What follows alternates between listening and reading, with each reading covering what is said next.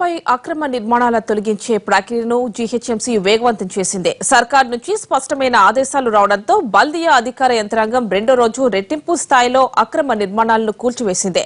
సిబ్బంది కొరత ఉండటంతో ప్రైవేట్ కూలీలను తీసుకుని పని పూర్తి చేస్తోంది. కొద్దిపాటి వర్షాలకి జంట నగరాల్లోని కాలనీలన్నీ చెరువులుగా మారుతుండటంతో శాశ్వత పరిష్కారం దిశగా అడుగులు వేస్తోంది ప్రభుత్వం.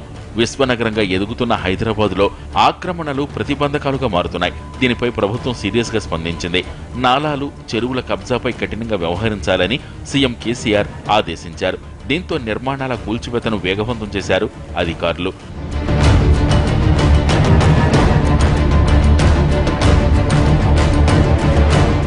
జీహెచ్ఎంసీలో వర్షాలు తర్వాత పరిస్థితులపై మంత్రి కేటీఆర్, సీఎస్ రాజీవ్ శర్మ సమీక్ష నిర్వహించారు.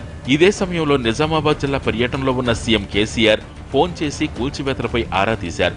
నాలాలు, చెరువులపై ఉన్న అక్రమ కట్టడాల విషయంలో కఠినంగా వ్యవహరించాలని, ఎవరినీ ఉపేక్షించొద్దని మరోసారి సీఎం ఆదేశించారు.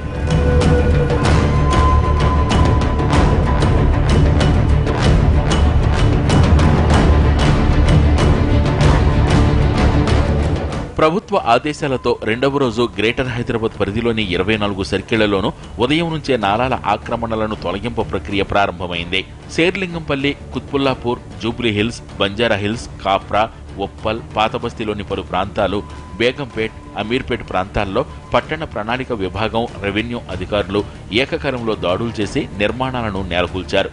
అధికార పార్టీకి చెందిన ఎమ్మెల్యేలు, ఎంపీలు, మంత్రులు, కార్పొరేటర్లు సహా ఎవరూ కూల్చివేతల సమయంలో అడ్డుపడొద్దని ప్రభుత్వం నుంచి సంకేతాలు అందడంతో ఎలాంటి ఆటంకం లేకుండానే 200కు పైగా నిర్మాణాలను కూల్చివేశారు. ఇప్పుడు ఏదైతే కూల్చివేతలు చేస్తారో నాలాల మీద ఎంక్రోచ్మెంట్ల బిల్డింగ్స్, వాటి స్థానంలో మరి అలా 5 మీటర్లు ఉన్న నాలా 8 మీటర్లు అయ్యేది ఉంది, 8 మీటర్లు ఉన్న 10 మీటర్లు, 12 మీటర్లు కూడా అయ్యేది ఉంది.